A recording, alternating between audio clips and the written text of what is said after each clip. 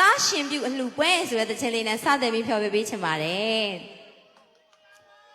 နားဆင်ပေးပါမင်္ဂလာပါ